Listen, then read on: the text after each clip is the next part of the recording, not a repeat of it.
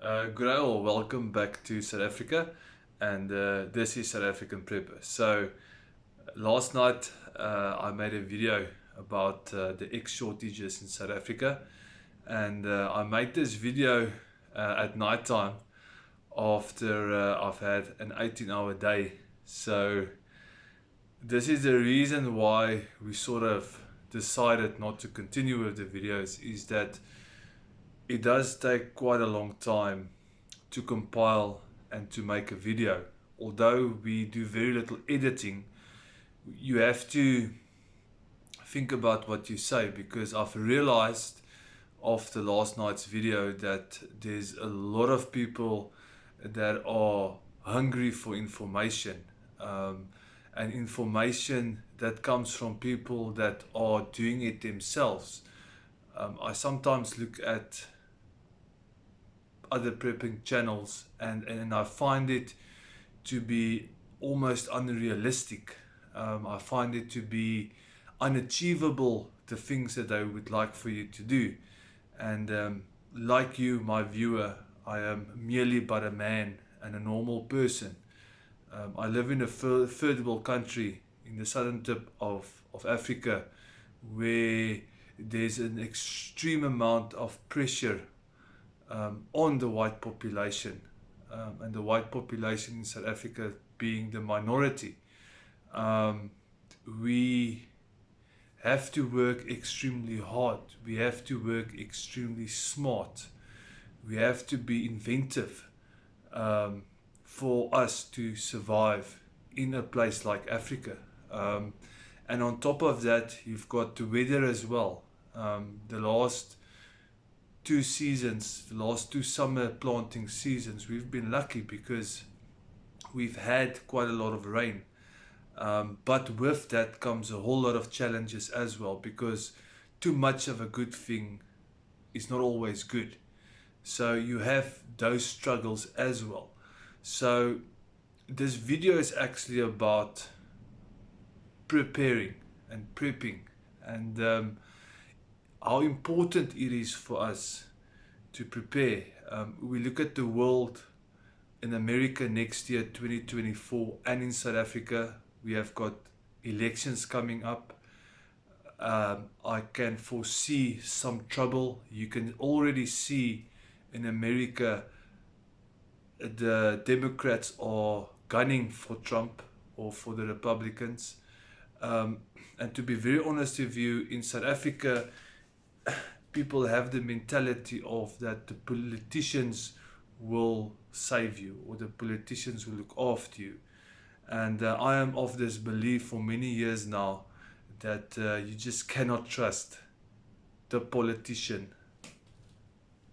I actually call them turds because they are useless. They are of no worth. In fact, during 2020, we saw the results of what these governments can actually achieve and do to us. I spoke about the egg shortages last night, and I realized again that how much influence these people have. And our government does have influence. Yes, they flippin' utterly useless turds, but they fuck up things so good that it impacts the South African economy, the South African food security.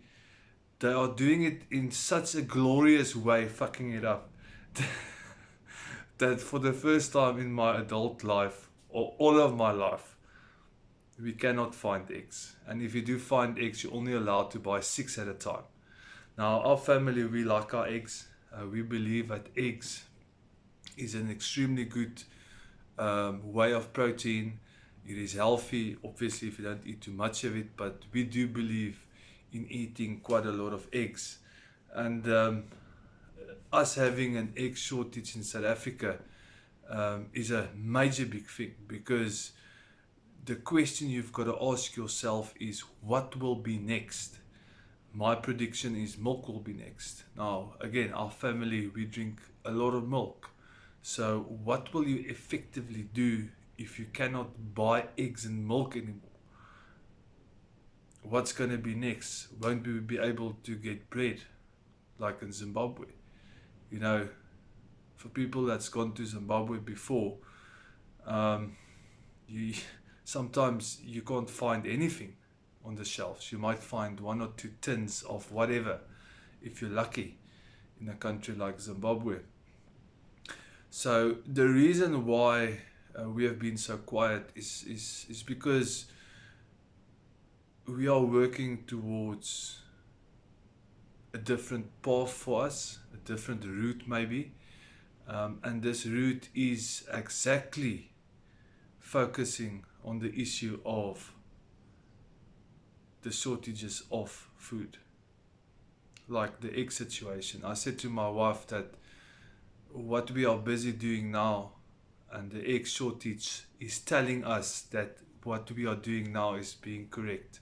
We need to keep on the path of transitioning between only being preppers and stocking up things to physically producing ourselves, which is extremely important, because the longer we allow governments to have control over us, the more stuff they can do to us. The bird flu in South Africa, the reason why we have a shortage of eggs is partly because our government has got too much control. They've got the control of the vaccines for the avian flu, but they can't produce it fast enough, or they, whatever the reason that they're not producing the vaccines, okay? And they are not producing it because they just crap, they're turds, they're idiots. And it's influencing the economy extremely hard, because next is going to be chicken meat. What's going to be next? Milk, maybe. If you take milk away, you know, your luxuries like your cheeses fall away, your yogurts fall away. It has a massive, massive, profound impact on a country like South Africa when you have a shortage like eggs. And I do believe that, and I've said this before, is that the model for the world is based on what is happening in South Africa. The only difference being is that Europe and maybe the Americas, North America, Canada and America itself, are a couple of years behind us. We've had millions of Zimbabweans crossing the border over the last 20 years, millions. And with that, it's brought crime. With that, it's brought poverty. With that, it brings security issues. And Europe and America is feeling exactly the same thing, Canada as well. So don't be fooled, it's planned. It's absolutely 100% planned. Immigration, crossing the borders, weakening the borders is a strategy, it is a plan. They want to take away your identity. They want to create voters by allowing them into your country so they can stay in power. Because these poor people from other nations will be just too glad to have a little bit of a better life, even if they work for below minimum wages. They would be happy because it's more than what they've got wherever they come from. And if they can't find work, you just rob and steal and kill, because this nation that you are immigrating to is more prosperous.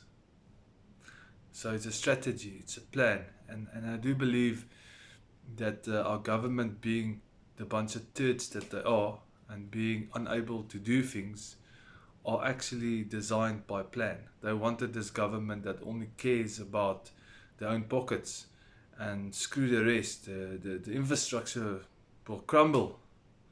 Doesn't matter to them, they don't care. So just some thoughts of how important it is to understand and see things.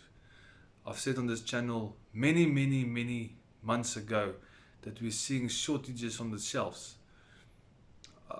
If I go to a store, normally on the shelves you'll have the same product and you'll have 5 or 6 rows. That's how much stock they carry. Now, if you're lucky, there's 2 lines and the rest of the shelf is empty.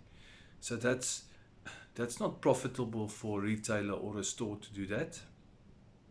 But these stores are part of the plan, because you remember when the Russian-Ukrainian war started, suddenly the price of cooking oil went through the roof because they then decided we're going to jump the bandwagon, and they made a shitload of profit out of cooking oil from poor people in South Africa. So don't be fooled, and don't think that the retailers care for you. There's one retailer says, they say their name and then they say we care. Bunch of bull dust. And now if you go and you do find eggs, you're going to pay an arm and a leg for it. It's going to cost you a premium to get eggs now. So preparing is the battle of the mind. It's the preparing of your head and your soul.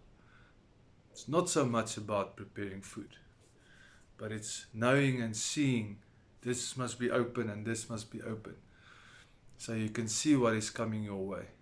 And for a lot of people, they just don't see. And there's a whole lot of reasons, we've discussed it on this channel before, why people just do not see what's going on. And it's sad because a lot of these people we care for, we love, they are family members. But they just do not see what's going on in the world. And that is why if you are on this channel, it is your responsibility to prepare for your family. And if you can get to a space or a place where you can produce your own food, I would encourage you to do that. Because it's one of the most satisfying things to be able to eat your own produce. And then the control of the system lessens on your family. You become more independent. We don't care about eggs because we've got chickens. I've got a couple of viewers saying that they've got chickens at home. Who cares about eggs? We've got our own eggs. Who cares about milk? You're going to care about milk because you cannot produce your own milk. You're going to care about not having potatoes because you cannot produce your own potatoes. You are going to care about meat because you do not produce your own meat.